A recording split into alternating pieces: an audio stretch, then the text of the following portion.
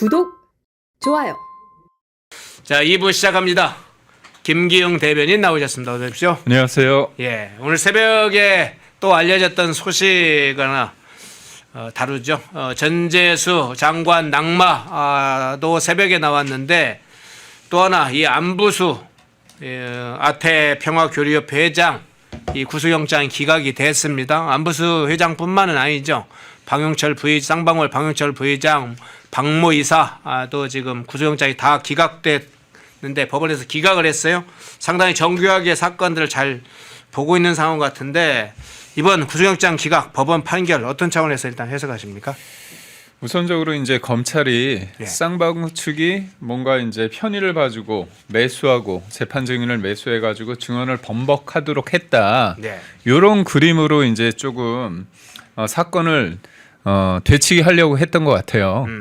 그런데 그 부분에 대해서 법원이 확실하게 제동을 걸었다. 왜냐하면 구속이 된다는 건 인신 구속이 되면 피의자한테는 굉장히 심리적 압박이 될 수 있거든요. 네. 그러면 본인의 어떤 처지를 조금 비관적으로 보면서 검찰이 말하는 것에 대해서 조금 그쪽의 방향으로 그쪽 편으로 좀 얘기를 할 수 있는데 또 이재명이라는 사람이 본인 입으로 얘기하지 않았습니까? 권력은 잔인하게 행사해야 된다고 얘기를 했기 때문에 지금 우리가 이제 통일교 관련해서도 얘기하는데 뭐 통일교 관련해서 재단을 종교 재단을 해산해야 된다 막 이렇게 얘기를 했고 급기야 어제 윤영호 전 본부장 같은 경우는 구체적인 이름을 언급하지 않았잖아요. 일정 부분 영향을 줄 텐데 이 본질은 사실 이겁니다. 이재명이 자기가 대통령이 되는 길에 북한을 한번 갔다 와가지고 그거를 광을 팔고 싶었어요. 근데 그게 문재인 대통령이 2018년도에 북한을 갈 때 이재명은 쏙 빼놓고 갔습니다. 네. 그때 최원순 강원도 지사와 박원순 서울시장을 데려갔습니다. 그래서 이재명은 이해찬 쪽에 있는 가장 핵심적인 이화영을 데려다가 이화영 전 평화부지사라는 걸 만들어서 대북 정책을 이제 하는 데 있어서 이름을 시킵니다. 그래서 이화영이 이제 작전을 짜가지고 이재명을 대북을 방북을 시키려고 하는데 그 돈이 들거든요. 그렇죠. 근데 북한은 돈을 요구하죠. 맞습니다. 근데 경기도 의회에서 돈을 쓰면 안 된다고 딱 한 거예요. 그러다 보니까 머리를 굴려가지고 하는 게 쌍방울을 통해 가지고 대북 송금을 대납시켰다. 이게 본질입니다. 그런데 이 관련해서 이화영이 처음에는 부인하다가 진술을 했을 때가 내가 경기도 지사에게 보고를 했다.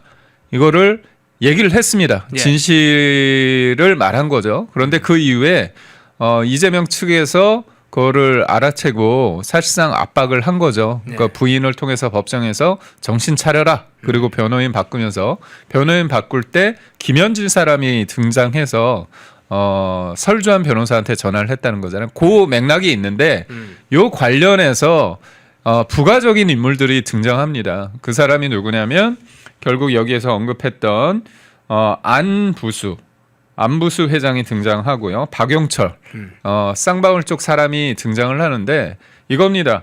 안부수가 처음에 관련해서 뭐라고 얘기를 했냐면 검찰에 이 관련해서는 사실상 크게 문제가 없는 것처럼 소위 말해서 이재명에 유리한 얘기를 합니다. 처음에 얘기를 할 때는 내가 연관성을 잘 모른다. 대북 송금 관련해서는 경기도와 연관성을 잘 알지 못한다. 이런 얘기를 했다가 나중에 4개월 뒤 법정에서 뭐라고 얘기하냐면 검찰이 질문을 하죠. 이재명 경기지사의 방북 비용을 쌍방울 그룹에서 북한에 전달한 사실을 아느냐? 이렇게 질문을 하니까 뭐라고 얘기하냐? 북측에서 이재명 방북 비용으로 500만 달러를 요구했다가 200만 달러인지 300만 달러인지로 낮췄다 얘기를 북측 인사한테 전해 들었다 이 얘기로 입장을 바꿉니다. 쉽게 말해서 쌍방울 그룹이 북한에 돈을 줬느냐 얘기를 하니까 북한 측 인사 만났는데 이재명 방북 비용으로 500만 달러인데 한 200~300으로 낮췄다 이 얘기를 한 거예요. 그건 결국 뭐냐? 돈을 쌍방울에서 줬고 그 돈의 구체적인 액수가 나온 겁니다. 그렇기 때문에 이 사람의 진술이 굉장히 중요합니다. 그리고 이화영은 이미 대법원에서 확정 판결을 받았어요. 그런데 지금 이재명의 검찰이 하는 짓거리가 뭐냐면 안부수가 처음에 했던 입장에서 두 번째 입장으로 바뀌었는데 왜 바뀌었을까? 쌍방울 쪽에서 영향을 받은 거 아니냐? 쌍방울이 뭔가 편의를 받은 거 아니냐? 그래서 이 얘기를 횡령과 배임으로 걸었습니다. 예. 구속을 시키려고 했고 그다음에 편의를 봐주고 돈을 준 그 박영철도 횡령하고 배임, 위계에 의한 공무집행 방해 혐의 등등으로 걸었어요. 근데 이 사람들이 다 구속이 안 됐고 법원에서 볼 때는 법원에서 그냥 단순히 구속 도주와 증거인멸의 우려가 있다 이게 아니라 뭐라고 표현했냐면 사실상 구속의 사유와 상당성을 인정하기 어렵다 얘기를 한 겁니다. 네. 그러니까 실제로 다툼의 여지가 크다. 검찰이 이 사람들을 얽어매려고 했는데 법원이 볼 때는 이 사람들의 혐의 입증에 실패했다 이렇게 보는 겁니다. 그래서 법원이 이 사람들을 영장을 발부했으면 이 사람들이 좀 위축이 될 수 있는데 아니 뭐 자유롭게 불구속 상태에서 재판을 받기 때문에 뭐 진실에 대해서 말하면 된다. 그래서 결국은 이 인신구속을 통해서 검찰이 좀 압박을 하고 이 사람이 법정에서 얘기했던 진술을 어떻게 보면 뒤집기를 시도했는데 그거를 법원이 막아줬다 이렇게 말할 수 있습니다. 예. 이 쌍방울 대북 불법 송금 사건은 이화영 전 부지사가 이미 대법원까지 최종 선고가 나와서 유죄가 확정된 사안이죠. 사안의 성격이라든가 자금이 흘러간 거라든가 그중에 조선노동당의 불법 작업을 흘러간 거라든가 사실상 뇌물, 조선노동당의 뇌물을 준 그런 사건이라는 것이 명백하게 확인이 됐는데도 지금 이런 일이 벌어져 있습니다. 그러면 이와 이제 연관해서 이화영의 최근에 왜 연어 술 파티 네. 회유 문제도 제기가 됐잖아요. 그러면 1년의 쭉 과정이 지금 아까 뒤집기라고 이야기 표현을 해주셨는데 결과적으로는 그러니까 이 불법 대북 송금 사건은 이재명의 방북 비용이라든가 북한과 관련된 사업 비용이라든가 이게 아니고 쌍방울이 자체 대북 사업을 하는 그 용도라든가 무슨 주가죠. 네. 요 용도이지 이재명 경기도의 대북 사업 또는 방북과는 아무 상관이 없다라고 하는 것으로 다시 원래의 이 사건의 본질, 이 문제를 완전히 바꾸려고 하는 게 본질적인 노림수군요. 그렇죠. 사실상 뭐냐면 걔네들이 얘기하는 게 주가를 부양시키기 위해서 네. 대북 사업을 한다는 얘기를 하는데 근데 제가 만약에 대북 사업을 가지고 주가를 부양시키게 한다면 돈을 몰래 줍니까? 아니 내가 예를 들어 대북 사업해서 북한에 뭔가 지원을 한다고 하면 생생을 낼 거잖아요. 그렇기 때문에 그건 맞지 않습니다. 그래서 여러분이 좀 복잡할 수 있는데 본질적인 건 뭐냐. 쌍방울이 이재명이 돈을 내야 되는데도 불구하고 못 내는 상황이니까 대신 대납을 했다는 게 본질인데 이거에 관련돼서 사람들이 진실을 말했습니다. 그런데 이것을 이재명과 민주당은 어떻게 얘기하느냐. 처음에 이화영이요. 진실을 말해버렸어요. 내가 이거를 이재명한테 경기도 지사한테 대납하는 상황이나 이런 여러 가지 상황에 대해서 보고를 했다고 했습니다. 네. 근데 이거가 뭐라고 얘기하냐면 이 얘기는 검찰이 이화영한테 소주하고 연어 회를 사줘서 입장이 바뀌었다고 얘기를 한 겁니다. 예. 그게 일종의 술자리 회유입니다. 그 술자리 회유를 하는데 그거 관련해서 이화영이 법정에서 나온 게 위증이냐 아니냐 재판이 지금 진행되고 있는데 이재명이 그때 외국 순방 갔다 오자마자 5시간 만에 첫 번째 지시한 사항이 뭐냐. 그 회유, 그 위증 재판에서 검사들이 볼 때 재판부가 너무 편향돼 있는 거예요. 그래서 네. 재판을 기피하면서 재판부를 바꿔달라고 하면서 재판부 기피 신청을 하면 재판이 중지되기 때문에 법정에서 나왔거든요. 그런데 그거에 대해서 이재명이 화를 내면서 이 사람들이 재판을 기피하는 건 재판부를 존중하지 않는 거다. 사법부를 존중하지 않는다 하면서 감찰을 시키는 거예요. 근데 변호인도 마찬가지고 검사도 마찬가지고 재판부가 좀 편향되게 한다면 기피 신청을 할 수 있거든요. 검사 입장에서는 당연히 했음에도 불구하고 그거를 압박하는 건 뭐냐. 이 재판부의 위증 재판에 대해서 이재명이 캥기는 거예요. 관련이 있으니까 자기가 관여를 하는 겁니다. 그런데 이거 관련해서 사람들이 주시하고 있잖아요. 예. 그래서 요거를 이른바 회유를 했다, 회유를 해서 위증을 했다, 이것으로 조금 몰고 가는 게 하나의 축이 있고, 격가지로 메인 주인공은 이화영인데 격가지로 안부수도 그 저간의 상황을 했을 때 쌍방울이 대납을 했고 북한이 대납 비용을 500만 달러에서 2,300으로 낮췄다는 얘기를 했는데, 이 얘기를 왜 했느냐? 쌍방울 쪽이 안부수를 관리하기 위해서, 이런 거를 증언을 좀 이렇게 유리하게 하기 위해서 그렇게 했다고 프레임을 건 거거든요. 근데 이화영 관련해서도 무너지고 있고 지금 안부수 관련해서 무너지고 있다고 보기 때문에, 그리고 또 여기 등장하는 사람이 한 명 더 있습니다. 그 박모 전 이사라는 쌍방울 이사인데, 예. 이 사람이 검찰에서는 지금 이 사건에 대한 검찰에서는 그 압박하는 게 뭐냐, 너가 소주 산 거 아니냐, 이런 식으로 얘기를 하는데, 자기는 전혀 그런 적 없다는 거죠. 그래서 결국은 진실이 있는데 그 진실을 뒤집기 위해서 자꾸 여러 측면으로 겁박을 하는데 그게 다 판판이 깨지고 있다고 보고요. 김성태 쌍방울 회장이 딱 그 얘기했습니다. 짜장면 사준다고 입장 바꾸냐, 아이냐, 애냐, 이런 얘기를 했어요. 그러면 이화영이라는 사람이 이재명에 대해서 진짜 나쁜 감정이 없다면 왜 본인이 보고를 했다고 얘기를 할까요?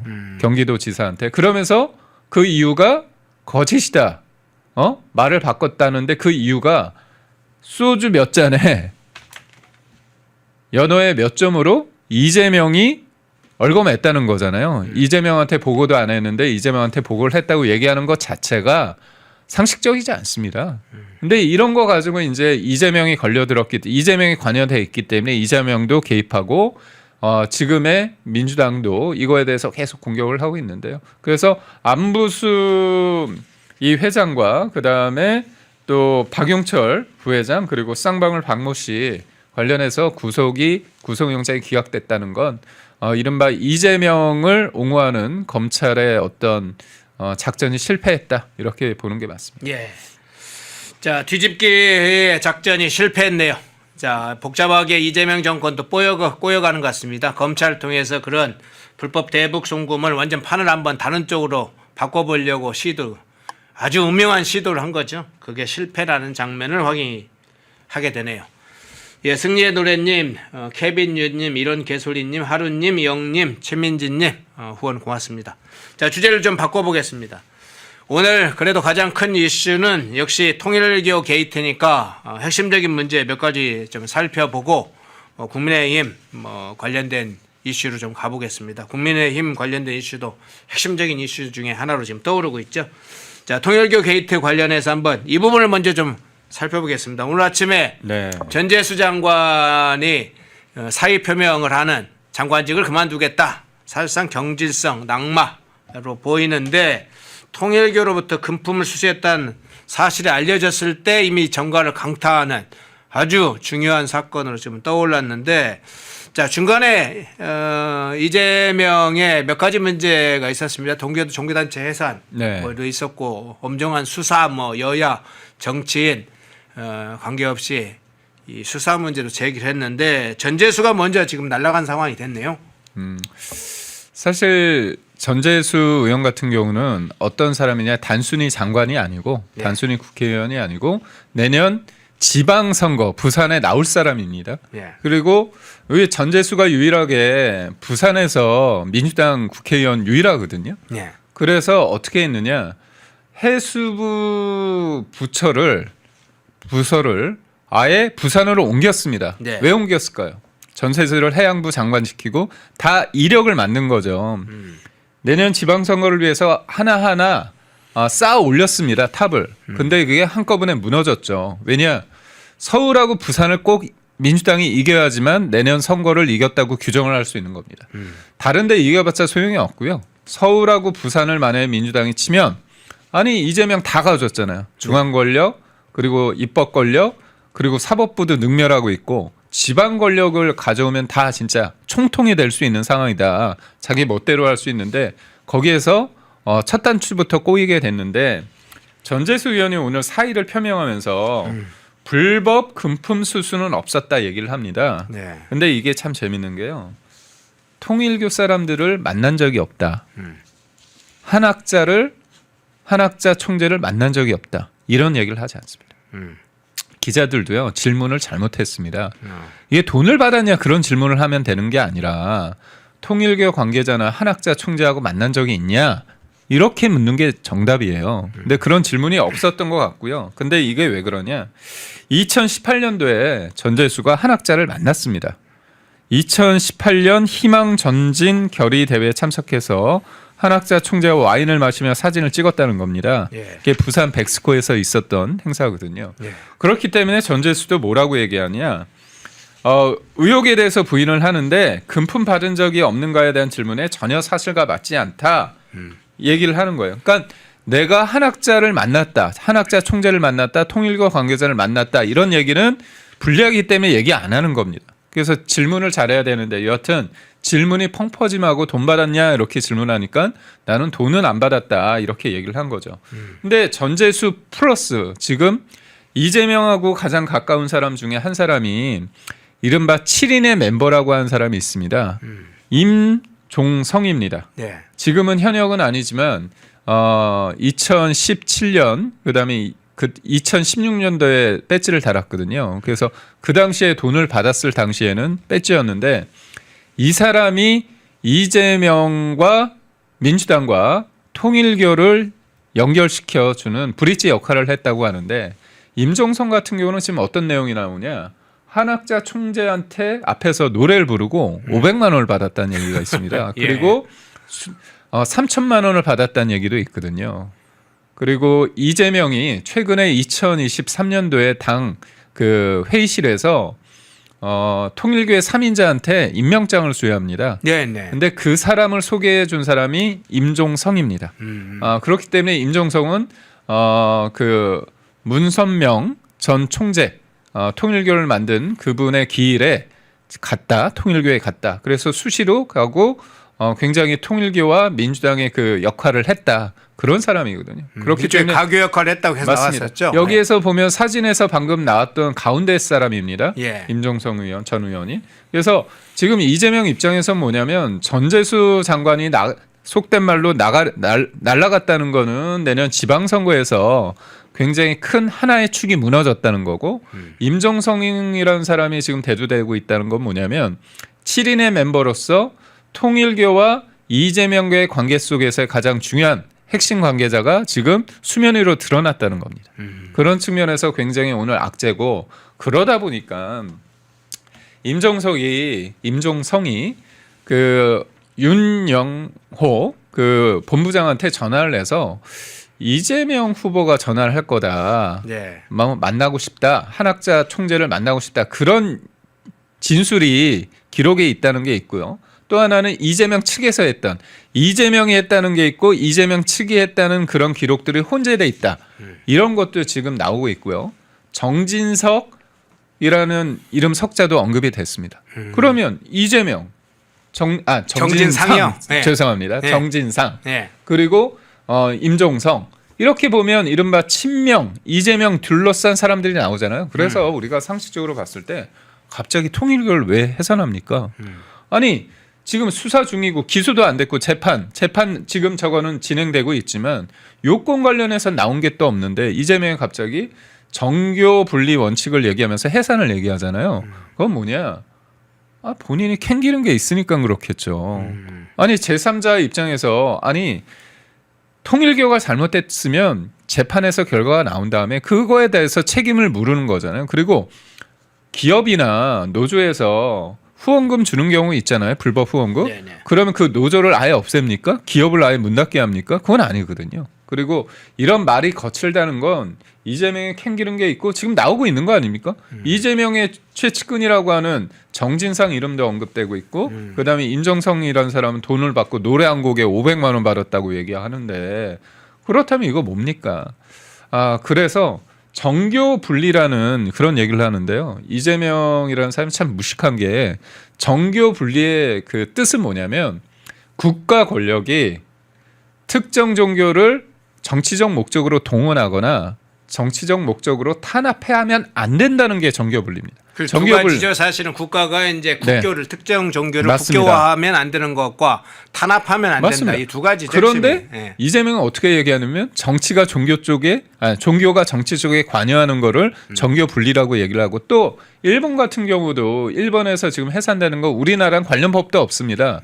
뭐냐면 그거는 고액의 헌금을 유도했기 때문에 그거는 포교 활동에 있어서 문제가 있다는 이유거든요. 그러니까 지금의 상황과는 너무 동떨어져 있는데도 불구하고 이재명이 법제처장 자신의 어떻게 보면 대장동 변호인이었던 사람한테 막 다그치듯 답을 내나 막 이러잖아요. 네, 조원철 처장 왜 이렇게 뭘 몰라 지금 뭐 하고 그러니까요. 있어 이렇게 그러니까 결국 예, 그런 상황이 연출됐어요. 그러니까 결국은 뭐냐면 이재명이 굉장히 지금 정신이 없습니다. 그러다 보니까 입이 거칠어지는 거고 통일부 저는 잘못 건든 거예요. 통일교를 잘못 건든 것 같습니다. 왜냐하면 통일교가 작은 종교가 아닙니다.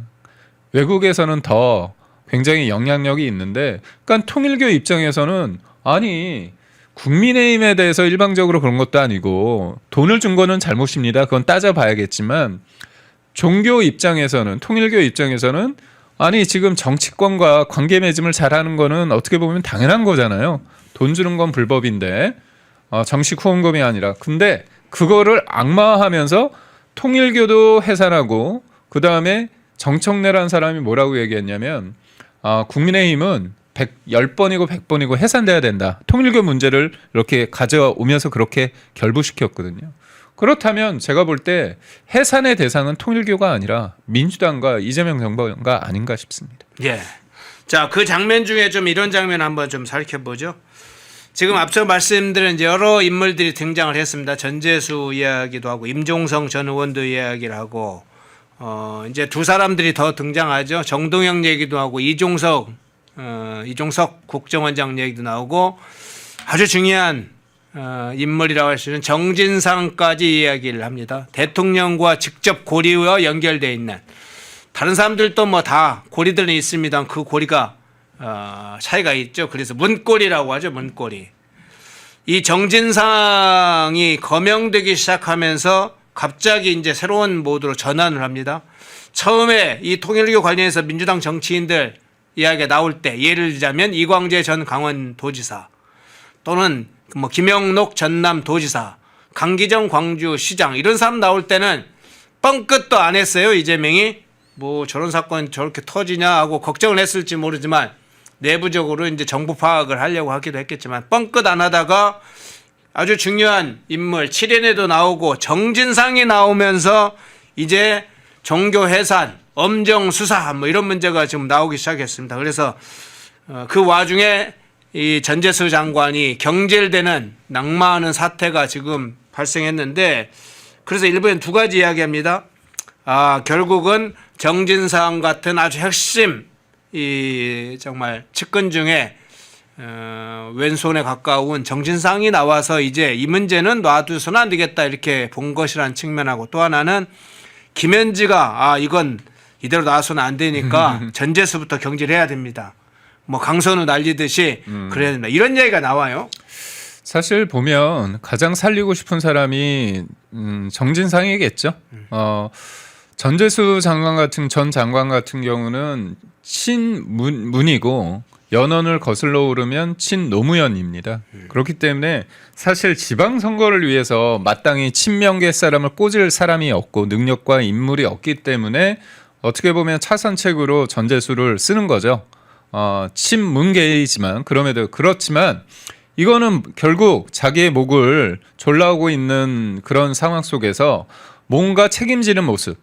그래서 오늘 일제히 보면 민주당은 어떤 식으로 얘기하느냐. 어차피 진술에 불과한데도 불구하고 진술뿐이 나오지 않았는데 현직 장관이 나 확실하게 이걸 직을 내려놓으면서 내가 확실하게 돌아오겠다. 이런 식으로 하면서 이걸 굉장히 의미를 부여를 합니다. 근데 생각해 보십시오. 저는 진실은 아직 모릅니다. 그런데 터무니없는 얘기라고 한다면 장관이 갑자기 낙마를 하고 내가 직을 내려놓습니까?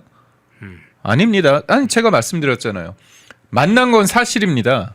만난 건 사실이에요. 만나서 와인도 마셨습니다. 통일교 행사 가서. 근데 그 얘기에 대해서 본인이 얘기를 한다고 했을 때 사람들이 왜 갔냐. 그걸 당연히 묻는 거 아닙니까? 그래서 네. 궁색하기 때문에 되는데 그런 과정 속에서 전재수가 한 얘기가 뭐냐면 이재명 정부가 흔들리서는 안 된다. 직을 내려놓고 대처한다고 했기 때문에 일종의 손절각이고 꼬리 자르기라 볼 수밖에 없고요. 이재명의 말이 거칠다는 거는 그건 무슨 의미냐.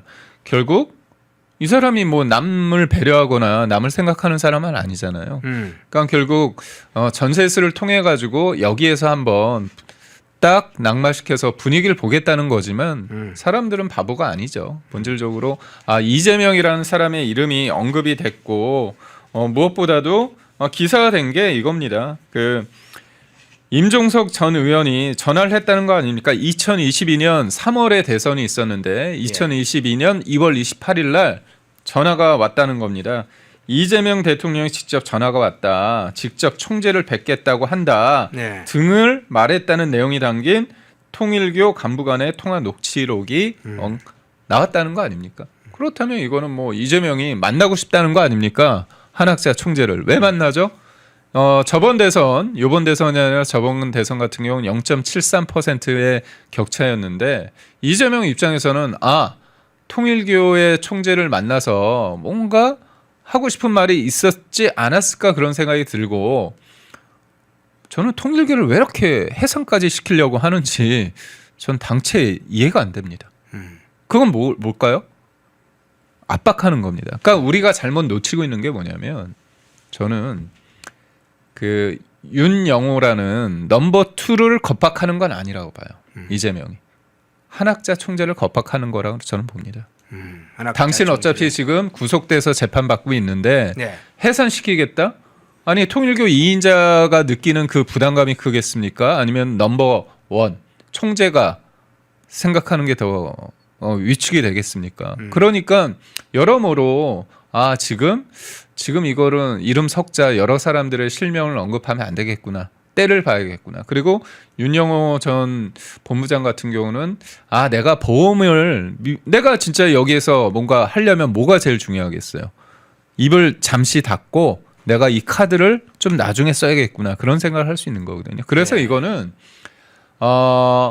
누가 오더라도 막을 수 없습니다. 이건 이미 헬 게이트가 열렸다. 이재명 게이트가 열렸다고 봅니다. 그래서 가장 민감한 정진상도 나왔고 본인의 이름도 나왔기 때문에 저는 이거는 원칙적으로 수사를 하면 될 수밖에 없고 그래서 저는 특검이 이걸 뭉갰냐? 아닙니다. 자체적으로 여러 가지 이렇게 보고서를 올리지 않았을까 저는 생각을 합니다. 예. 자, 댓글 중에 경제리 7722님 댓글을 좀 차단을 해주세요. 무슨 머저리 문자에 점수를 준다는 전혀 허위 사실을 저런 식으로 벌겋게 그냥 저런 식으로 글을 댓글을 없는 사실을 저렇게 가짜 이야기를 하면 안 됩니다. 경제리 7721님 댓글은 차단해 주세요. 자, 그런데 이야기 중에 이제 조금 일부 나왔습니다만 중요한 문제 중에 메가톤급 하나가 지금 이겁니다. 사실은 이재명이 이 한학자 총재, 통일교 총재를 예방했는지 그래서 송원석 원내대표가 예방하고 큰절했냐고 물었어요. 또는 통일교 측의 총재 예방을 또 요청을 한 적이 있느냐 물었어요.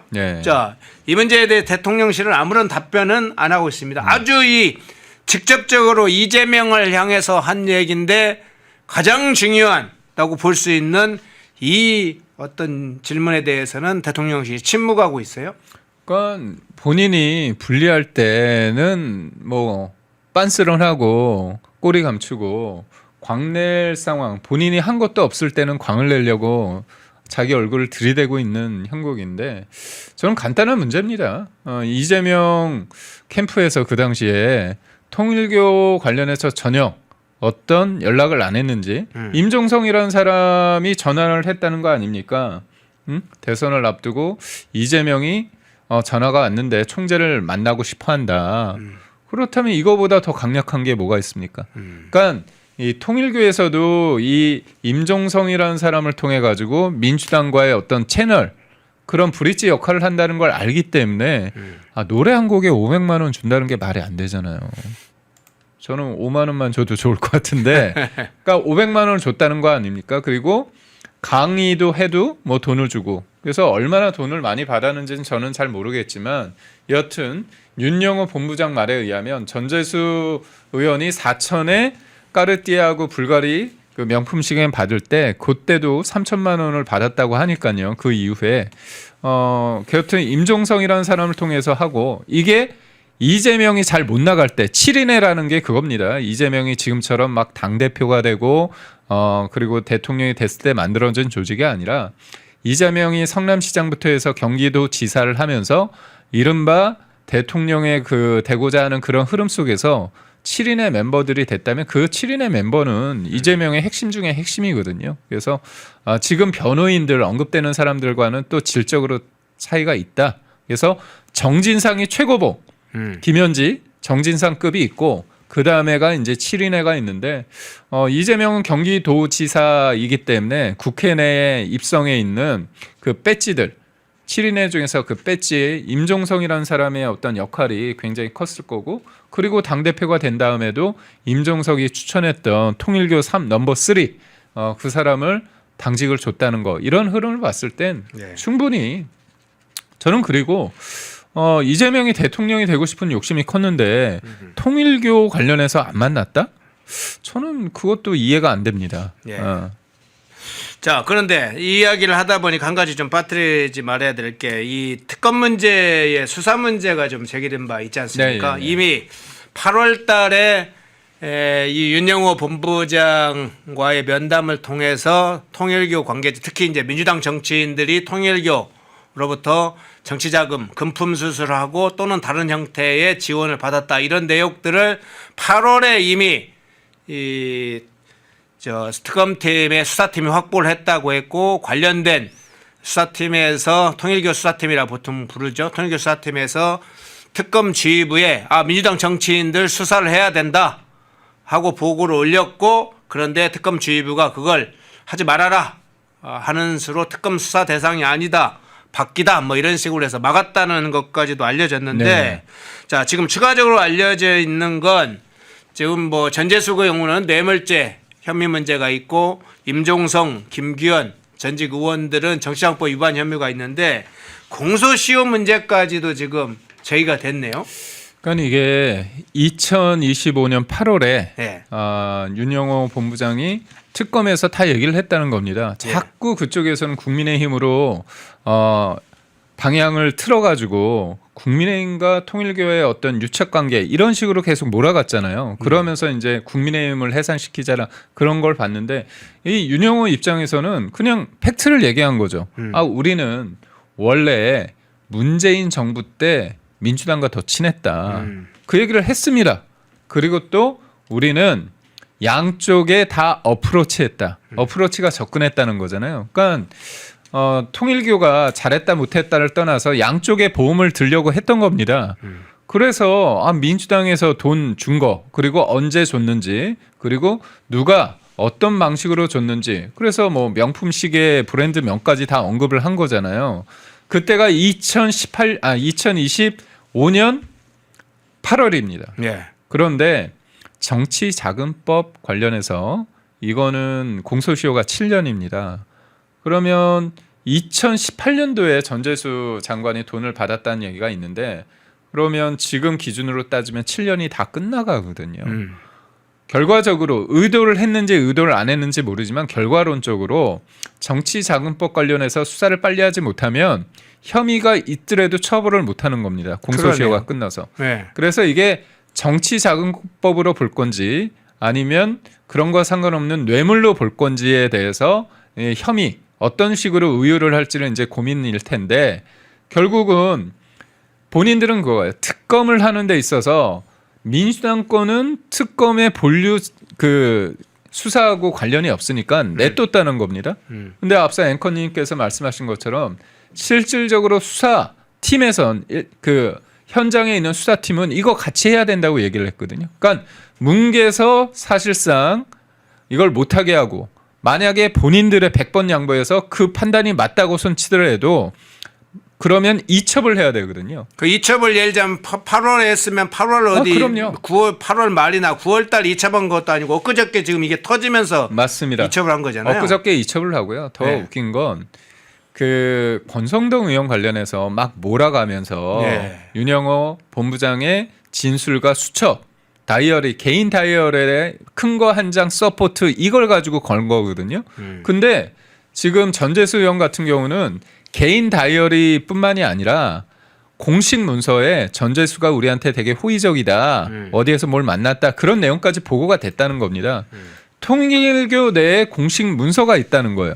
그럼 이거는 굉장히 더 구체성을 띄었는데 권성동 의원 관련해서 여러분 수사에서 기소되는데 2달도 걸리지 않아. 2달 정도 걸렸습니다. 2-3달. 그러면 8월에 됐으면 지금 전재수 의원 관련해서 수사에서 기소 재판 중일 거예요. 예. 근데 그러지 않은 겁니다. 결국 뭉개서 사실상 이첩도 안 한 상태에서 뭉개고 있다가 뒤늦게 언론에서 나오고 그리고 윤영호 본부장도 볼 때 야 이거 진짜 너무한다. 우리는 특정 정치 세력에 대해서 이게 한 게 아닌데 그거를 국민의힘과 통일교를 하면서 막 해산시킨다고 하고 겁박하니까 법정에서 얘기를 한 겁니다. 최근에. 그리고 언론사에서도 특검에 8월 달에 이미 그런 얘기를 했다는 내용이 나오면서 이 사단이 커졌다. 이렇게 봅니다. 예. 자, 조목조목 여러 이야기들이 많이 했는데 좀 뒤에 국민의힘 주요 현안도 있어서 이 통일교 게이트 핵심적인 쟁점 중심으로 좀 다뤄봤습니다. 자, 국민의힘 문제로 돌아가 보겠습니다. 국민의힘은 2가지 문제를 크게 다뤄보겠습니다. 하나는 국민의힘 천막농성 문제하고 또 하나는 한동훈의 이 당원 게시판 문제 한번 좀 다뤄볼 텐데요.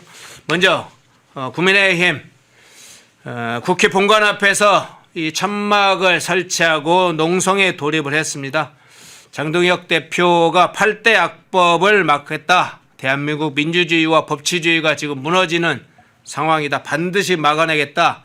지금 사진에는 이제 장동혁 대표, 지금 송원석 원내대표, 이런 분들이 함께 지금 하고 있는데, 저 천막 녹성의 그 하나의 장면도 지금 같이 보고 있는데요. 지금 국민의힘 천막 농성 돌입 어떤 차원에서 해석하십니까? 여러분 그 정치 세력이 네. 개인적으로 나쁜 짓을 할 수 있습니다. 근데 이재명과 민주당이 하는 짓거리는 제도를 시스템을 붕괴시키는 겁니다. 그게 왜 그러냐? 이재명 한 사람 살리려고 그러는 겁니다. 그리고 윤석열 전 대통령 무조건 유죄를 찍어내기 위해서 자판기처럼 그겁니다. 그러니까 여러분 계엄이 곧 내란인지 여부는 지금 다투고 있는 겁니다. 네. 재판 중에 있잖아요. 그런데 대통령이 국가 원수인데 대통령이 국가 권력을 뺏으려고 하느냐 이 부분에 대해서 내란인지 여부에 대해서 개념 자체가 좀 어색합니다. 네. 그리고 또 하나는 뭐냐면 계엄 선포에서 표결을 통해서 계엄이 해제되는 그 과정이 2시간 한 30분 정도 되거든요. 네. 그때 이런 일련의 상황을 폭동으로 규정할 수 있는지도 봐야 됩니다. 그러니까 국헌문란의 목적과 폭동이 있어야 되거든요. 폭동은 또 지속성이 있어야 됩니다. 그래서 윤석열 전 대통령 관련해서 내란이 유죄로 나올지 아니면 유죄가 나오더라도 내란죄가 아니라 직권남용죄가 나올지 무죄가 나올지 되게 몰라요. 그런데 지금 이거는 지금 재판 중이기 때문에 근데 이재명이 하는 민주당이 하는 짓거리가 지금 우리가 사법 관련해서 사법학의 5대 악법 중에 뭐가 있느냐 내란 전담재판부 법 왜곡죄 그리고 판사들 대법관 늘리고 그리고 행정 법원처 행정처 법원 행정처 폐지하고 그다음에 4심제 도입하고 슈퍼 공수법 이거를 통과시키려고 하는 이유가 뭐냐면 직위원 재판부를 없앤다는 겁니다. 본인들 입맛대로 재판부를 구성해서 진짜 자판기처럼 유죄 원하면 유죄를 때리게 한다는 겁니다. 여러분 특정 사건과 특정 인물에 대해서 사후적으로 재판부를 구성하는데 외부 세력에 의해서 재판부를 구성한다? 이건요 법치가 무너진 겁니다. 그냥 입법부 본인들 마음대로 하겠다는 겁니다. 상권 분립이 무너지고 있는 겁니다. 그렇기 때문에 우리가 한 개인에 대한 공격이 아니라 지금 사법 전체 헌정 질서가 유린되고 있기 때문에 이거는 싸워야 되는데 얘네들이 하는 짓거리가 법입니다. 법을 통해서 장악을 하고 있는데 이 법은 그냥 다수결이에요. 그러니까 저희가 이거를 저지하기 위해서 이 절실함을 가지기 위해서 우리가 필리버스터도 하고 그러지만 이렇게 밖에서 나와서 싸울 수밖에 없다는 겁니다. 그래서 우리가 사법학의 5대 악법과 국민 입틀막 3법, 이 3법 악대 8대 악법을 저지하기 위해서 저희가 지금 농성을 하고 있다 이런 말씀을 드립니다. 그러면 지금 이제 국민의힘이 지난번에 장외투쟁을 쭉 해오지 않았습니까? 네. 이제 천막농성으로 이 8대 악법 문제를 해결될 때까지 네. 무기한 지금 농성에 들어가서 좀 강하게 투쟁을 하겠다는 하나의 선언인데 여러 가지 좀 주변에 지금 상황이 있잖아요. 네. 지금 이제 사건에 지금 여권발 이 통일교 게이트도 터지고 다만 이제 국민의힘 내부 상황도 여러 가지일 텐데 뭐 객관적으로 볼 때나 내부적 상황으로 볼 때 크고 작은 유불리함이 다 있을 텐데 네. 국민의힘 청만농성을 둘러싼 저 투쟁을 중심으로 볼 때는 그 유불리가 어떻게 좀 계산이 되십니까? 우선적으로 저희가 잘해서 되는 것도 있고요. 예. 어떻게 보면 상대가 못했을 때 그 공간이 생길 수도 있습니다. 이재명이 지금 여러분들이 보실 때 굉장히 막강한 권한, 입법 권력과 행정 권력 가지고 예. 지지율도 높다고 생각하시는 분이 있는데 그게 아닙니다. 왜 이재명이라는 사람이 지금 이렇게 무리수를 두면서 민주당이 헌법을 사실상 저는 이게 내란이라고 보거든요. 아니 계엄이 곧 내란이라고 하는 이유가 사법기관인 일종의 헌법기관이 입법부를 공격해서 그렇다는 논리잖아요. 그렇다면 얘네들은 헌법기관인 사법부를 공격하고 있잖아요. 예. 그럼 이거의 내란 아닙니까?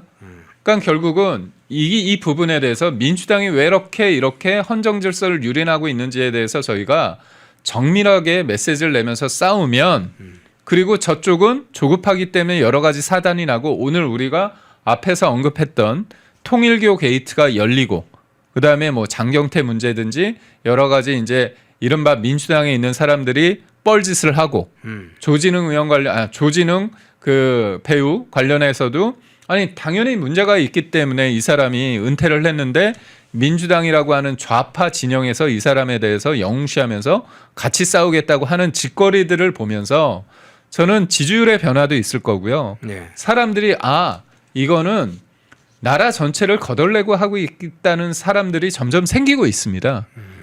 이거는 우리가 잘해서도 있지만 상대가 너무나 못하고 있고 이거는 더 이상 참을 수 없다는 물로 표현하자면 물이 서서히 끓기 시작하는데 우리가 현상적으로 봤을 때는 끓을 때까지는 모르잖아요. 네. 근데 에너지가 축적되고 있는 과정은 있거든요.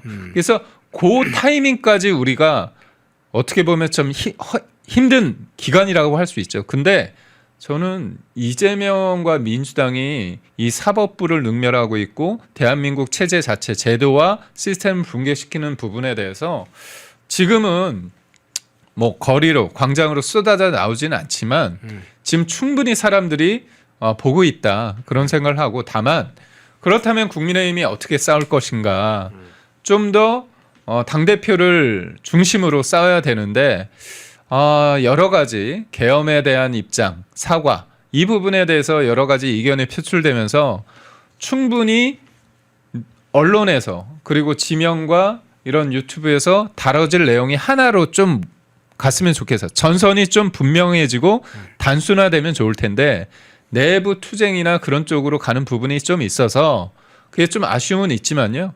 저는 그거 정리될 거라고 봅니다. 예. 그럼 이어서 그 이야기를 한번 해보겠습니다. 국민의힘 당무감사위원회 이 한동훈 이 당원 게시판 관련된 문제가 이제 다시 당무감사위에서 이 관련된 조사 작업을 하고 있는데 중간 발표 형식으로 한동훈 이 가족 4명의 이름이 실제로 발견됐다. 이런 이야기가 나왔어요. 강남 또 외국인 뭐 등록 이런 것까지 나왔는데 이 한동훈 관련된 당원 게시판 관련해서 당무감사위원회가 조사 활동을 벌이고 있고 중간 발표 형식으로 발표했는데 사실상 이제 한동훈 가족들이 개입한 것으로 보이는 흔적으로 지금 그 발표가 되는 것 같아요. 그건 제가 볼 때 한동훈 전 대표와 한동훈 전 대표를 지지하는 친한계 쪽에서 굉장히 거칠게 반응이 나오고 있습니다. 예. 특정은 안 했지만 중간 조사 발표를 봤을 때 본인들을 얘기하는구나 그걸 느끼는 것 같습니다. 근데 저는 작년에 이 문제가 불거졌을 때 네. 방송에서 패널에서 이렇게 얘기했습니다. 한동훈 대표 관련해서 와이프한테 물어라. 복잡하게 하지 말고 대통령과 대통령 배우자에 대해서 나쁜 얘기를 썼는지 썼다고 하면 사과를 해라. 전 그 얘기를 했습니다. 아니 왜? 사실관계를 일단 밝혀야 될 거 아니에요, 밝혀야죠. 본인이. 밝혀야죠. 예. 근데 그거를 자꾸 경찰이 수사하게 되면 너무 이게 논란이 오래 간다. 그리고 저는 한동훈 당시 대표 이 문제에 대해서 진심 어리게 사과한다면 당대표 거취와 상관없다 그건. 제가 진짜 100번 양보해서 그런 얘기까지 했습니다. 예. 근데 그 얘기를 본인이 당대표 시절 했을 때 제대로 규명을 안 했습니다. 그러면서 이번에도 나오니까 개인정보 얘기를 합니다. 개인정보 보호 받아야 됐죠. 그런데 이번에 당무감사위원장이라는 이분이 분명히 이 부분에 대해서 자기가 이제 법률적인 걸 본 거잖아요. 그래서 네. 공개할 수 있다고 본인은 법률인으로서 판단을 한 겁니다. 근데 이게 특정이 됐잖아요. 특정이 됐다면 그 과정에서 본인들이 볼 때 개인정보 논란이 있다면 그거는 문제 제기를 하더라도 일단 이거에 대해서 입장을 내야 됩니다.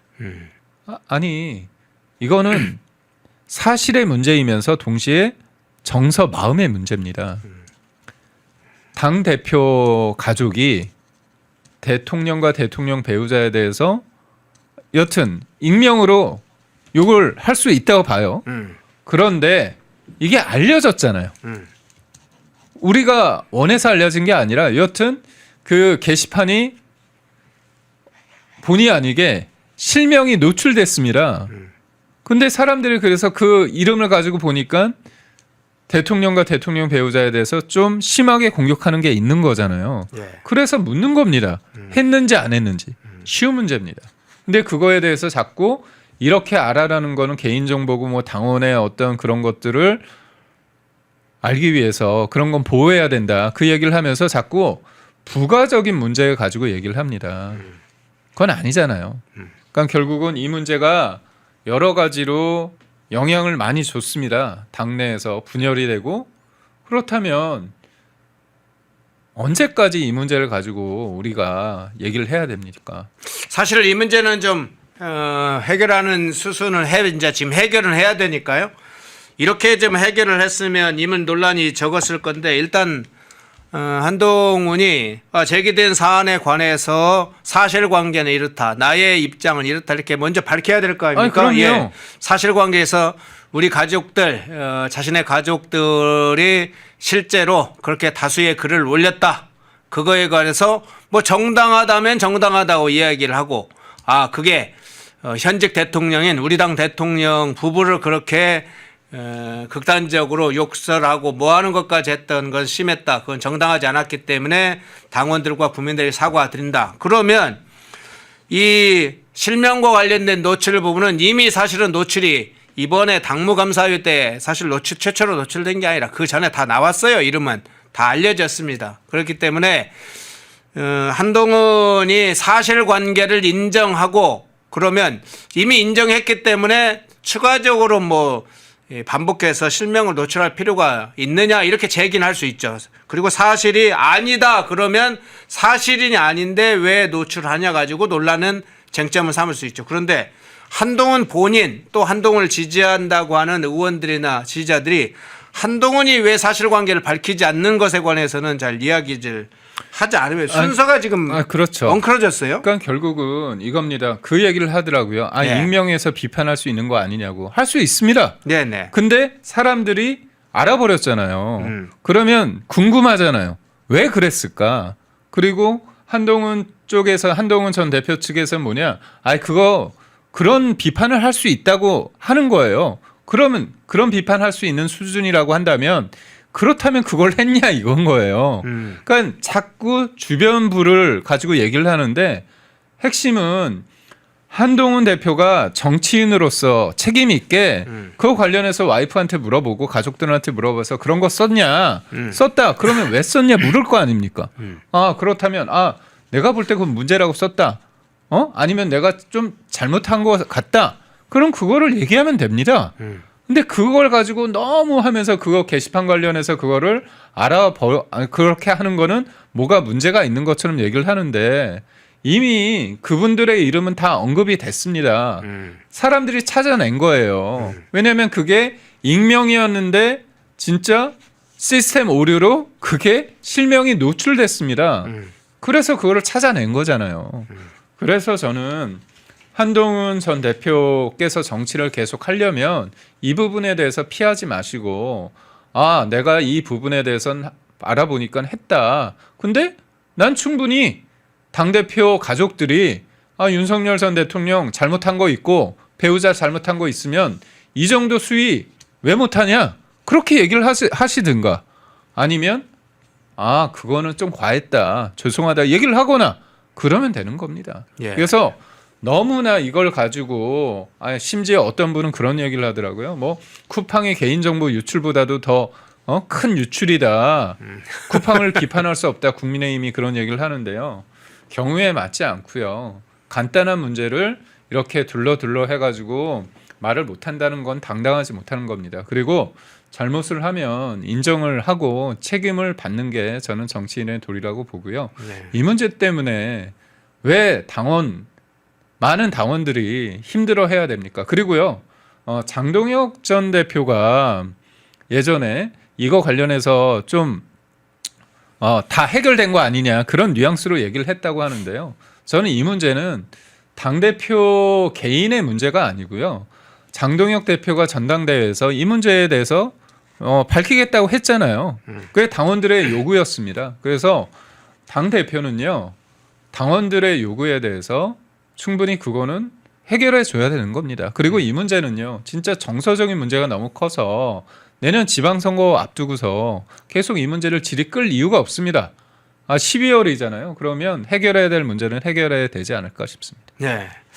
마지막으로 이 질문 하나 좀 드리죠. 그러면 지금 이호선 당무감사위원장, 저는 이호성 이 교수에 관해서도 아는 분인데 이 이호선 교수님, 이 헌법과 법률에 대해서 상당히 박식한 분이죠. 헌재와 관련된 위헌 심판 관련된 여러 가지 사안들이 있을 때 관해서도 뚜렷하게 입장을 밝히신 바 있습니다. 지난번 윤석열 대통령 탄핵 국면에서도 이 이호선 교수께서 굉장히 중요한 여러 가지 법리적인 쟁점들을 입장을 밝히시기도 했고 또 문제점들을 당시에 여러 교수들과 함께 헌재의 의견을 제출하기도 했었죠. 허영 교수와 함께 한 10명 정도가 여러 가지 부당한 헌재 재판을 지적하기도 했었는데 그만큼 법치주의와 이 삼권 분립에 대해서 확고한 입장을 가지고 또 헌법과 법률에 대한 활동을 해오셨는데 그래서 이 당무감사위원장이니까 굉장히 엄하게 상당히 원칙적인 사람입니다. 그냥 이제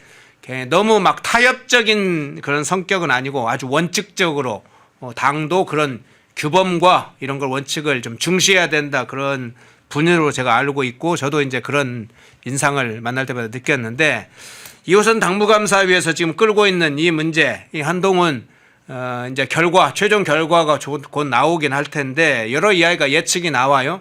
일부는 당원권 정지가 나올 거다, 출당 조치가 나올 거냐, 경고성 경고에 크지고 여러 이야기가 나오는데 어느 정도 나올지 아직 이제 확정은 안 되지만 어쨌든 당무감사위에서 어떤 입장은 정리를 하고 가야 되겠죠. 그 결과를. 그러니까 당무감사 결과가 나오는데 그 결과를 그대로 하는 건 아니고요. 예. 최고위를 거칠 겁니다. 그렇죠. 최고위에서 이제 장동혁 대표하고 최고위원들이 논의를 할 겁니다. 그리고 저는 당원권 정지냐 아니면 출당 조치냐 경고냐 여러 가지가 있겠지만 당무위원 감사 결과를 봤을 때 그 범죄에 대해서 굉장히 상습적이고 악의적이고 그렇다면 중징계가 나올 거죠. 그리고 또 제가 볼 때는 이겁니다. 그 당무감사에 대해서 결과가 나왔을 때 그 최고위의 그 결론에 이르기 전까지의 어떤 시간이 텀이 있다. 공간에 있을 때 한동훈 전 대표와 한동훈 계라 불리는 사람들의 반응 이런 것도 여러 가지 정치적인 고려를 할 때 반영이 되지 않을까 싶습니다. 책임감 있는 자세를 취한다고 한다면 당연히 정치적인 고려가 있을 거라고 보고요. 그러지 않고 당무감사 결과를 지나치게 정치적인 어떤 의도가 있다고 한다면 그거는 어떻게 보면 당 대표라는 사람도 당원들의 그 마음을 따라갈 수밖에 없지 않습니까? 그래서 저는 당무감사의 결과도 되게 중요하겠지만 한동훈 전 대표가 그거를 어떻게 받아들이고 어떻게 반응하느냐가 최종적으로 최고위의 결정에 영향을 미칠 수밖에 없다 봅니다. 예. 주요 쟁점들 좀 현안들 좀 살펴봤는데요. 특히나 이제 안부수 구속영장 기각부터 통일교 게이트 그리고 국민의힘 내부 상황까지 한번 살펴봤습니다. 김기흥 대변인이었습니다. 고맙습니다. 고맙습니다. 구독, 좋아요. 2부 시작하겠습니다. 배종찬 인사이트 K 연구소장님 오셨습니다. 어서 오십시오. 안녕하십니까. 배추도사 배종찬입니다. 예. 자, 우리 배종찬 배추도사 우리 소장님. 네. 자, 데이터 분석 전문가이고 여론조사 또 분석을 잘 하시니까 그 전문가이시니까 이 문제부터 시작해 보겠습니다. 아무래도 그런 뭐 정치적 의미 포함해서 선거에 미칠 영향을 좀 같이 좀 겹싸서 예. 했으면 좋겠습니다. 우선 전재수 장관 낙마가 이제 미치는 파장이 여권에 굉장할 텐데 여권에 미치는 파장, 부산시장 선거에 미치는 파장 그 부분이 제일 지금 중요한 포인트 중에 하나인 것 같아요. 그렇죠. 근데 네. 이제 우선적으로는 전재수 장관이 어느 정부의 장관입니까? 첫 낙마죠. 예. 아주 이재명 대통령이 아끼는 장관이에요. 더군다나 원래는 친문이었다. 원래는 친노였죠. 친문으로 갔다가 이제 친명 쪽으로 흡수가 됐고 부산의 유일한 이재명 대통령의 교두보입니다. 유일한 지역구 민주당 의원이에요. 근데 일단 이 상황으로 인해서 이재명 정부, 이재명 이 행정부에는 일단 야심찬 해양수산부였잖아요. 이전도 하고 예. 떡칠이 된 거죠. 그다음에 이게 이제 이른바 PK 민심에도 결정타를 먹이는 겁니다. 최근 들어서 이제 TK는 국민의힘에서 유지가 되는데 PK가 유지가 잘 안 돼요. 여러분들 기억나실 거예요. 2018년, 2017년에 문재인 정권이 들어서고 2018년 지방선거에서 부울경을 민주당이 싹쓸이를 합니다. 그걸 노렸어요. 그래, 부산은 전재수, 그다음에 수수 전략이잖아요. 경남은 김경수, 그다음에 울산은 모르겠어요.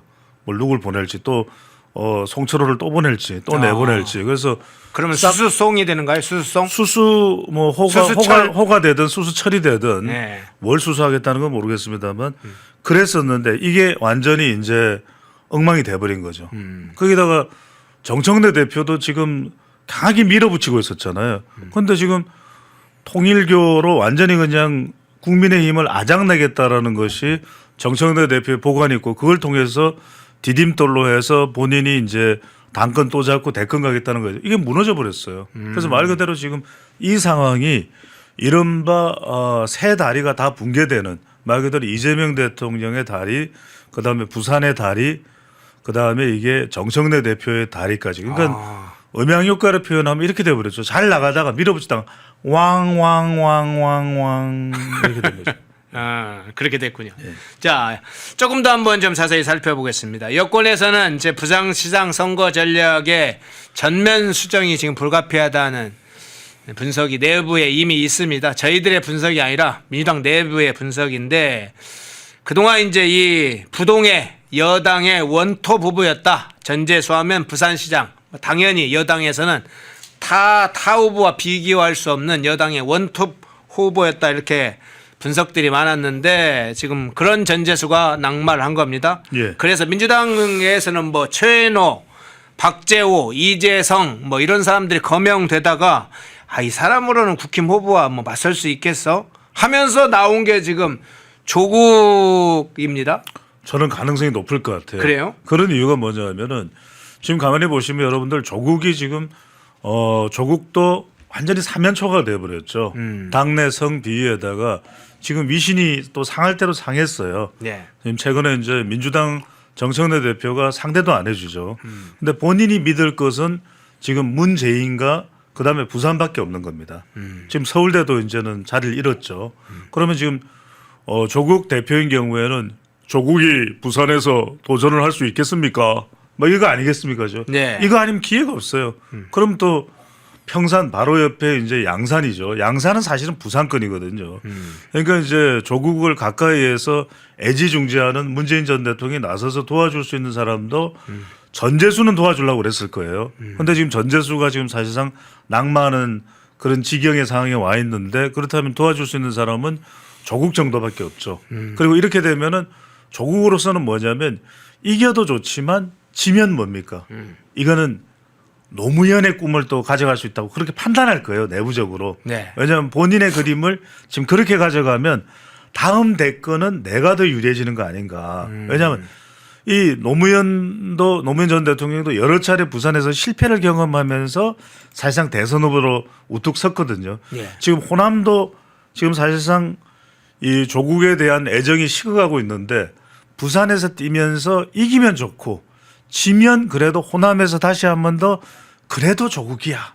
이런 반응을 불러올 수 있기 때문에 이 조국 대표가 저는 부산행을 결정할 것이 거의 확실시 될 것이다. 그러면서 이런 이야기를 하죠. 배종찬 소장도 배추도사도 예측한 부산시장 제가 나가겠습니다. 하지만 오세훈은 강남시장입니다. 이 이야기를 하면서 나가지 않을까 싶어요. 예, 조국이 그러면 부산시장 지난번에도 발언에서 그런 얘기도 있었습니다. 서울시장이든 부산시장이든 뭐 나갈 수 있는 것처럼 이야기를 했는데 부산시장으로 조국이 출마를 한다는 건 상당히 지금 상수로 이야기를 해주셨는데 그러면 민주당과의 법여권 연합 뭐 일종의 이제 후보 단일화 같은 거 시도가 구체적으로 있을 것으로 예상을 하시겠네요. 민주당 내에서요. 예, 두 당에서 이제 우리 단일화하자 뭐 이런 거 시도하지 않겠냐. 그 부분은 어떻게 보세요? 저는 뭐 거의 100%라고 봐요. 예. 왜냐하면 민주당은 힘들어졌어요. 지금 이야기 나오는 뭐 최인호나 전 의원이나 김영춘이나 안 돼요. 여전히 이것서 선거는 운 좋은 사람을 못 이깁니다. 운칠 기삼 아닙니까? 그러니까 네, 지금 네. 박형준 의원도 전재수가 나온다면 좀 아찔한 상황이에요. 왜냐하면 부산이라는 데가 2018년의 경우도 보지만 뭔가 당근이 주어지면 그 영향을 무시 못합니다. 지금 해양수산부 이전하고 있죠. 그다음에 유일한 지역구 의원이 전재수예요. 전재수가 누굽니까? 노무현 정부의 청와대 행정관 출신에다가 문재인 정부에서 국회의원을 하면서 쭉쭉쭉 하는데 이게 통일교의 철퇴를 맞아버렸거든요. 네. 그러면 이걸 뚫으려면은 다른 분위기를 부산에서 또 울산에서 경남에서 김경수 효과까지 살리려면 조국이 안 나오건 안 돼요. 그럼 조국이 나오면 김경수가 될 거고 또 송철호가 또 나올 수도 있겠죠. 그러면은 문재인 전 대통령 평산에서 내가 또 선거를 도와줘야 되겠다. 내가 보기엔 선거 하나 도움 안 될 텐데 국이에요, 경수죠. 뭐 이러면서 또 나가다가 또 뭐 여러 상황이 또 엉망이 되지 않을까 싶기는 한데 그럼에도 불구하고 그 구상을 할 거예요. 더군다나 지금 지방선거가 이게 이 계획대로 달라지는 게 정청래 대표가 지금 사실 당내 위신이 문제가 아니거든요. 지금 아시잖아요. 1인 1표제가 무산돼 버렸죠. 또 이재명 대통령하고 최근에 또 갈등 요인도 생겼죠. 지금 전재수 건도 생겼죠. 이러다 보니까 PK를 어떻게든 정청래 대표가 어떻게 한다는 건 어려울 거예요. 이재명 대통령도 어려워질 거예요. 그러면은 사실은 친문 세력밖에 안 남아요. 왜? 친노까지도 견인할 수 있기 때문에 그렇다면 조국을 내세워서 그런 이 단일화적으로 가지 않을까. 이게 이제 움직임이 저는 해가 바뀌면서 가셔야 될 수밖에 없다라는 말씀을 드리고 다만 이것과 맞물려서 국민의힘에서도 그러면은 박형준 조국을 확실하게 이길 수 있느냐? 지금으로선 저는 상당히 박형준 수상 가능성이 높다고 봐요. 그런데 이제 이게 모르겠어요. 이제 당내의 역학구도 국민의힘에서도 그러면 국민의힘에서도 보면 지난 총선 때 작년 총선이었죠. 네. 상당히 이 사람이 주목을 받았습니다. 누굽니까? 도읍지는 부산이 돼야 됩니다. 김도읍이에요. 김도읍. 뭐 지금 벌써 이름 나오기 그렇죠. 시작했어요. 정책위 의장인데 네. 이 김도읍의 경우에는 뭐냐면은 지난 총선도 사실은 본인은 안 나온다 그랬거든요. 그런데 이제 사실 거의 불출마로 가닥을 잡았다가 출마를 했어요.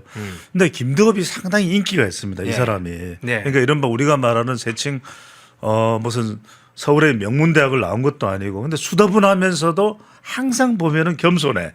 김도읍. 그래서 이 사람이 하는 이야기가 도읍지는 부산이 돼야 된다. 김도읍이 있습니다. 뭐 이렇게 이야기를 하는데 지금 저는 김도읍 가능성도 또 이제 경선을 좀 흥행시켜야 부산이 조금 약간 착깐 앉아 있어요. 최근에 네. 국민의힘 분위기가 그런 걸 좀 불지피기 위해서라도 조금 경선 쪽으로 갈 가능성이 있지 않을까. 더군다나 이제 정책위 의장을 맡고 있으니까 지금 당칠 민삼이잖아요. 당은 당기도 바뀔 가능성이 있거든요.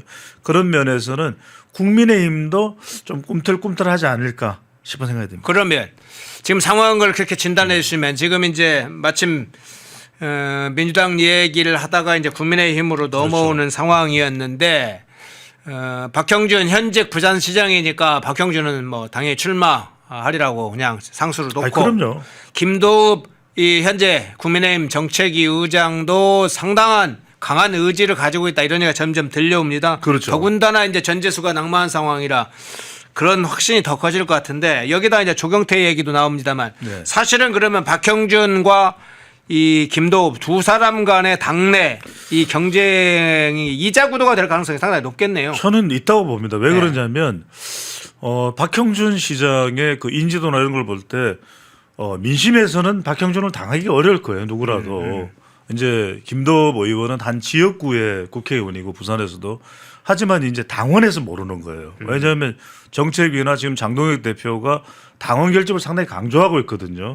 그리고 또 최근에 이제 여론조사를 보면은 장동혁 지도 체제에 대한 도전도 있지만 그렇다고 해서 다 오락가락 해가지고 뭐가 되느냐 또 자초된다. 그러니까 일단은 내년 지방선거까지는 장동혁 체제로 가야 된다. 이런 또 의견들이 많아요. 그러다 보면 그게 또 힘이 실릴 수 있습니다. 저는 그래서 부산에서는 상당히 김도읍 정책위 의장이 뛰어든다면 상당히 치열한 접전 가능성 저는 열려 있다고 봅니다. 네.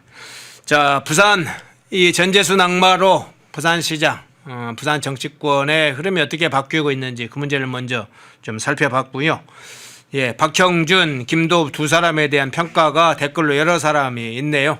박형준을 비판하는 분들, 김도읍 또 의장을 좋아하시는 분도 있고 좀 비판하시는 분도 있네요. 예, 각기 참 이게 한마디만 드리면 네. 이게 이 많은 인기를 얻었던 이유가 김도읍 의원이 겸손함이에요. 저도 네. 이제 국회에서 가끔 이렇게 만나면 항상 사람을 반갑게 겸손하게 상대방이 누군지 간에 그것이 초등학생이든 중학생이든 고등학생이든 누구든 간에 어린이집 아이든 겸손해요.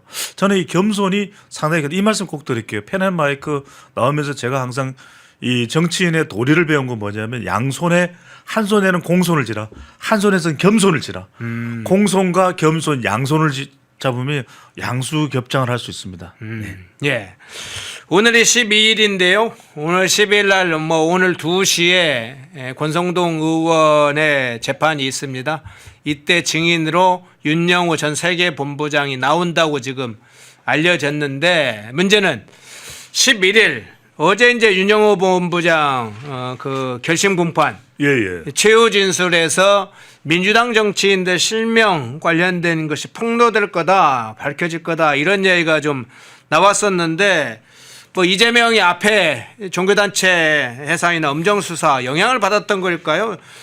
이 윤영호 본부장 입을 닫았어요. 영향이 컸다고 볼 수밖에 없겠죠. 통일교는 여러분들이 워낙 이야기를 많이 들었어서 이제는 뭐 다른 이야기를 안 드리고 이게 왜냐하면 윤영호 전 세계본부장은 말하자면 2인자로 올라섰던 사람이에요. 네. 그러니까 지금 문선명 교주가 죽고 난 이후에 이 부인인 한학재 총재가 넘겨받아서 이제 통일교를 진두지휘하고 있는데 통일교가 여러분들 정확하게는 통일교가 아니에요. 공식 명칭은 세계 뭐 가정 어쩌고 저쩌고 뭐 통일연합 뭐 이런 거예요. 네. 그런데 지금 14개의 학교 군도 가지고 있고 엄청난 조직입니다. 방대한 조직이고.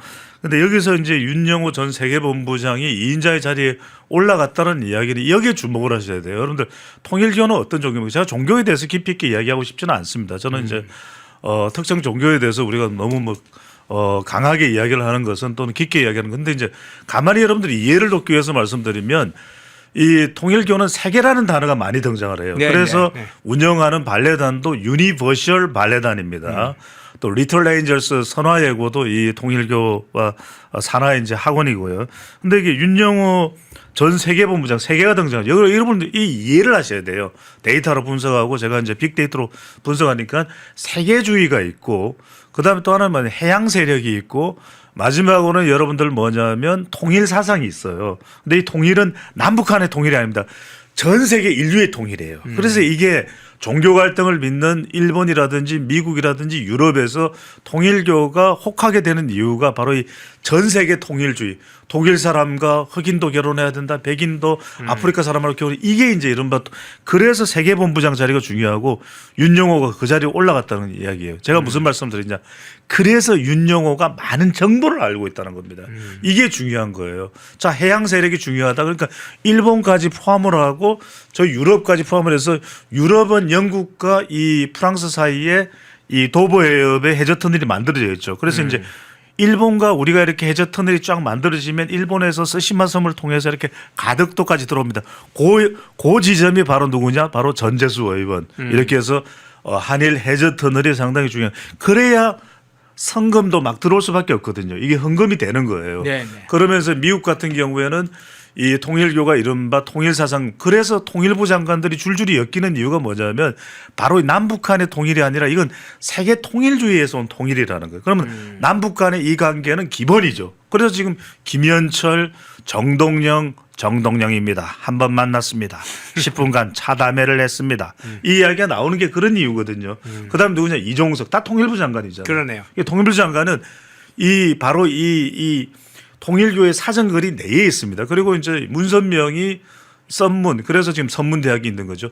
그런데 이북 출신이에요. 그러니까 이 평화자동차 사업까지 했던 이 사람이기 때문에 이건 이 사람한테는 91년도에 김일성을 만나기도 했죠. 그러니까요. 이 네. 사람은 뭐 북한에 대한 영향력이 엄청났었죠. 그런데 제가 윤영호 이야기를 왜 하냐면 윤영호가 지금 이 이야기를 여러분들 배경을 아셔야 되는 것이 그래서 윤영호가 정보를 알고 있다는 거예요. 본인을 바짝 쫓아오던 사람이 누구냐면 바로 이모 씨. 그러니까 2023년 4월 달에 이재명 당시 민주당 대표로부터 세계 한인 민주회의의 부의장직을 임명장을 받았던 사람이 바로 통일교 3인자 4인자로 불리다가 윤영호가 이렇게 되면서 2인자 자리까지 올랐었다는 평가를 받던 바로 그 이모 씨거든요. 네. 그러니까 이 사람과 관련된 정보예요. 이 세계 한인 민주회의 부의장으로 들어간 사람이 민주당에 관련된 정보를 꽉 쥐고 있는 거예요. 그러면 윤영호라고 그 정보를 모르겠습니까? 자기 살 길을 찾아야 되잖아요.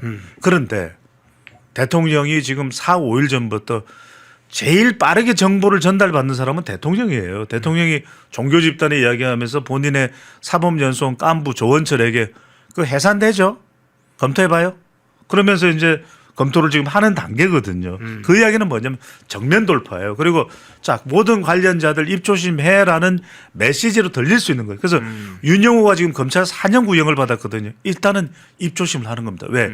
선고를 기다려봐요. 여러분들 보통 이제 결심 공판이 끝나고 나면 한 달 동안에 지금 이제 뭐 오늘 나간다라는 이야기 이거는 이제 증인으로 나가는 것이고 한 달 정도 있으면은 선고가 법원에서 내려지는데 이게 1년 정도면은 윤영호는 견딜만 하다고 생각할 거예요. 그런데 만약에 3년 이상 나오잖아요.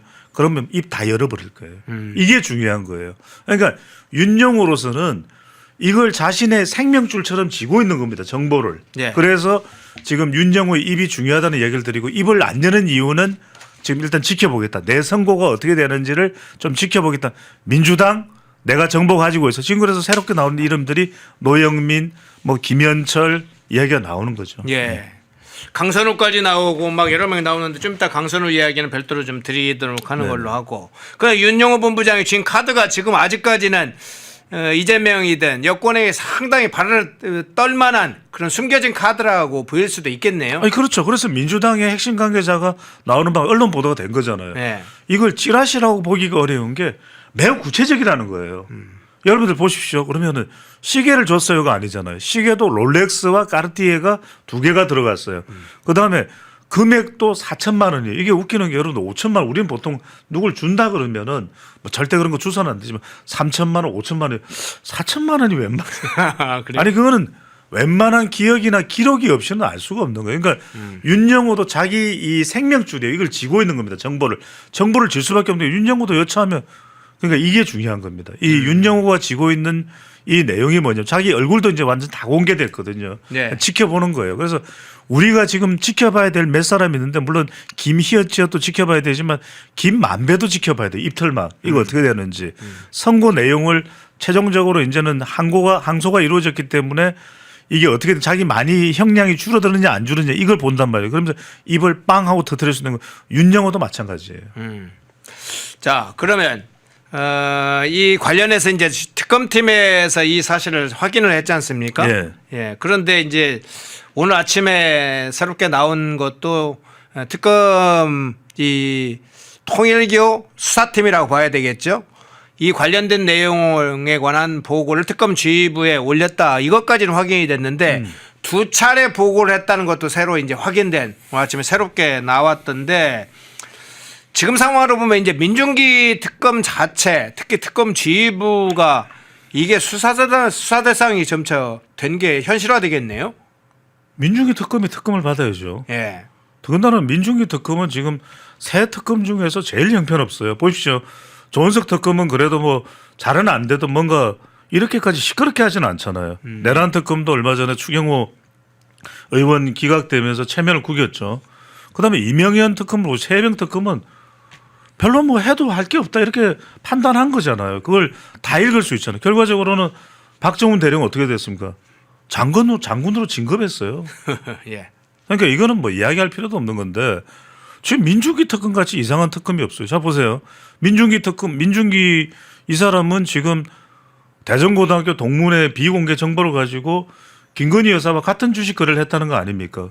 그리고 지금 뭐냐면은 김건희 특검과 하등 관계도 없는 사람들 족쳐가지고 지금 그 사람들 별건 수사해가지고 그러니까 김건희 특검이니까 김건희 여사와 관련 있는 건으로 그 사람을 이 구속 이 영장을 청구한다든지 이건 이해가 되잖아요, 그죠? 그러면 네. 국토교통부면은 김건희 여사와 관련이 있다면 뭐겠어요?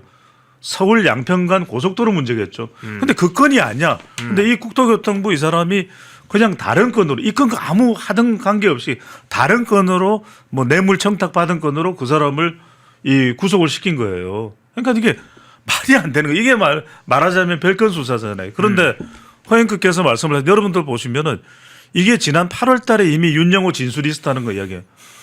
얼마나 놀랬겠어요. 민주당이 있습니다. 민주당에 누가 있습니다. 전재수 의혹이 있습니다. 정동영 의혹이 있습니다. 난리가 났겠죠. 예. 이종석.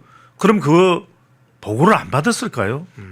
저는 그거 믿을 사람 없을 것 같아요. 8월 달에 이미 나왔는데 그거를 내부적으로 어떤 경로를 통해서든 보고를 안 했다. 지금 특검이 특검보 시켜가지고 일일이 거의 뭐 매일 현장 중계하잖아요. 그런데 그 내용을 내부에서 민정수석실이든 통해서 정성호 법무부 장관을 통해서 위에 제일 위에가 누굽니까? 대통령에게 보고가 안 됐겠어요. 그런 건 말이 안 된다고. 그걸 믿을 사람이 누가 있겠습니까? 게다가 뭐냐면 그러면 빨리 뭐 공수처가 됐든지 이첩을 하든지 8월 달에 이거는 특검에서 다룰 내용이 아니기 때문에 그럼 발표하고 그래야 맞는 거잖아요. 뭐라 그랬습니까? 그때 특검에 대해서 다들 여야 간에 공방을 벌일 때 투명하게 진행하겠습니다. 공정하게 진행하겠습니다. 그 이야기를 특검이 했잖아요. 그런데 뭐가 공정한 겁니까? 누가 공정하다고 생각했습니까? 그런데 또 하나는 뭐냐면 더 이게 이해가 안 되는 게 수사 번호는 11월 달에 매겨놓고 지금 국가수사본부에 경찰이 이첩을 한 거는 이번 달에 이첩을 했어요. 그렇죠. 이게 뭐냐 여러분들 이게 정치자금법이면 중요한 게 정치자금법이 있고 뇌물 청탁죄가 있는데 이게 뇌물수수법이 있는데 정치자금법이 일단은 정치자금을 받은 거예요. 그러면 이거는 공소시효가 7년이에요. 그럼 2018년에 전재수 의원이 의혹을 받는 것이기 때문에 이번 달에 만료가 돼요. 그런데 지금 이거 수사기관에 넘어가서 이거 입건해서 수사해야 되는데 그 동안 안 되면은 이게 공소시효 때문에 이거 다 날아가는 거예요. 그러면 지금처럼 밝혀지지 않고 이렇게 정치적으로 쟁점화가 안 됐으면 그냥 넘겨갈 일이었다는 거잖아요. 그런데 일각에서는 그런 이야기를 해요. 이게 이제 대가성이 있으면 이 뇌물 이 수수죄로 이 적용이 될 수가 있다. 그럼 공소시효가 15년 늘어난다고 하는데 대가성을 입증하기가 여러분들 얼마나 어려운 줄 아세요? 지금도 절대 아니라 그러잖아요. 본인들은 정동영은 한 번 만났을 뿐 차담회만 했습니다. 이렇게 얘기하는데 이게 특검이 완전히 편파 이 선택 수사를 한 거예요. 그러니까 진짜 이거는 뭐냐면 민중기 특검부터 시작해서 다 지금 여기에 150명이 있나요? 다 포렌식 해야 되고 양평군청 관련된 것부터 시작을 해가지고 이게 글쎄요. 저는 한 기간 1년 정도 해가지고 이준석 개혁신당 지금 대표도 이야기하잖아요. 150명도 필요 없고 15명이 있으면 완전히 정말 멋들어지게 이 민중기 특검 제대로 좀 탈탈 털어서 조사할 수 있다는 이야기 나오는데 해야 돼요. 예. 지금은 뭐 전재수 관련된 이야기를 해주셨는데 지금 2018년도 5월부터 2018년도 9월 사이에 금품을 받은 걸로 특검을 지금 보고 있다는 소식도 아침에 전해드렸습니다. 그러면 7년 기준으로 하면 이미 정치자금법 위반은 넘어가 버렸어요. 12월 일부 이제 의원들 중에는 이달 말까지 정치자금법 적용되는 대상이 있긴 하지만 전재수를 기준으로 한다면 지금 넘어가 버린 상황입니다. 그래서 이제 특검에서는 뇌물죄 이야기를 한다는데 아까 대가성 이야기를 했는데 사실은 특검이 8월에 조사를 했으면 바로 사실은 정치자금법 위반 혐의로 먼저 묶어놓고 그렇죠. 해서 기소를 해놓고 뇌물죄 혐의를 가지고 추가적으로 뇌물죄를 해서 병합을 해도 되는데 그러니까요. 되거든요. 그렇게 하지 않은 특검이 사실상 대가성을 입증하려면 굉장히 어렵습니다. 실제로. 그러면 뇌물죄만 해가지고 형량은 물론 길어요. 아니죠. 공소시 기간은 시효는 15년이니까 정치자금법보다 공소시효는 길고 형량도 높긴 합니다만 빠져나갈 구멍이 더 뇌물죄가 많아요. 대가성을 이 기소하는 측에서 입증을 해야 되기 때문에. 그러니까요. 그래서 사실은 특검이 저는 봐준 게 아닌가 이런 생각을 들거든요. 그렇게 생각할 수밖에 없죠. 예. 왜 그러냐면 이렇게 국민들이 집중되고 이게 여론에 미치는 영향도 크단 말이에요. 네. 대통령 지지율에도 영향을 줄 수밖에 없고 그런데 지금 8월 달에 만약에 이게 터졌다 그러면 어떻게 되겠습니까? 임기 시작하고 8월인데 8월이 어떤 데입니까? 7월 말에 한미 협상 됐다고 하는데 8월 달에 다 뽀록이 나서 한미 관세 협상이 안 된 걸로 나왔잖아요. 그럼 네. 이것까지 터졌다 그러면 3개월 만에 거의 정권이 자초되는 상황이 왔을 수도 있어요. 그러니까 이걸 왜 공개를 안 했을까? 말이 안 되는 게 지금 무슨 이런 이야기를 해요. 다른 거에 대해서는 완전히 뭐 이 정정당당하게 그렇게 이야기를 하면서 윤 전 본부장의 진술에 대해서 인적, 물적, 시간상으로 볼 때 명백히 특검법상 수사 대상에 해당되지 않는다. 말도 안 되는 이야기인 것이 8월 달에 이 나왔을 때 바로 처리했으면 되잖아요. 그리고 물적 시간상으로 볼 때 수사 대상에 해당되지 않는다면 빨리 이첩을 했어야죠. 8월 달에. 이첩을 해가지고 공수처가 됐든 국가수사본부가 됐든. 근데 더 큰 문제는 뭔지 아세요? 지금 이 국가수사본부의 전담팀이 뭐냐면 경찰청의 중대범죄수사과의 전담팀이 조은석 특별검사팀 파견해서 복귀한 박창환 총경이 팀장을 맡는다는 거예요. 박창환 총경은 수사 잘하는 사람이겠죠. 그러니까 이제 경찰에서 특검까지 해서 다 뒤집어 놔라 이렇게 했을 텐데 아니 내란 특검에 파견됐던 사람이 다시 이거 수사하면 어떻게 되겠어요? 공정하다고 보겠습니까? 관련된 내용이 내란 특검 팀에다가 전달될 수도 있는 것이고 중간중간에 이게 안 되는 거예요. 그래서 지금 이 제대로 수사가 되겠느냐는 이야기가 나오기 때문에 그래서 이거는 완전 특검으로 새로 꾸려가지고 다시는 이것은 이 개혁신당이라든지 뭐 어느 쪽에 이번에는 야당에서 이걸 특검을 임명할 수밖에 없을 거예요. 네. 그래서 임명을 해서 그게 이제 진행이 돼야 되겠죠. 특검으로 실제로 넘어가는 국면이긴 해요. 그러니까요. 네. 그게 지금 현실성 문제를 어떻게 보세요? 그렇습니다. 네. 예, 아니 특검이 실제 제기가 됐고 이제 국민의힘이나 개혁신당이 적극적으로 나서고 아니 있는데 이거를 형님님 말씀대로 민주당이 받아주겠어요. 왜냐하면 이거 자칫 받아들였다가는 정권이 무너진다고 생각할 텐데. 정권이 무너진다. 민주당이 무너진다고 생각. 그동안 내란으로 꽉 조아놨는데 네. 이걸 지방선거까지 해서 종합특검까지 하고 내란 전담 재판부 만들고 이렇게 해서 완전히 그냥 씨를 말리려고 생각하고 있는데 이게 터진 거잖아. 이른바 네. 통일교가 터졌는데 이걸 받아들여 보세요. 어떤 일이 벌어지겠습니까? 국민의힘 정당 해산의 대상으로 이 통일교 유착 관계를 제기했던 민주당. 자, 특검을 받지 않으면 본인들이 이 정당 해산의 대상이라는 걸 또 확인하는 것이죠. 펜앤마이크에서 추천하는 영상도 보고 가세요. 다른 영상도 즐기시려면 구독 버튼을 꼭 눌러주세요.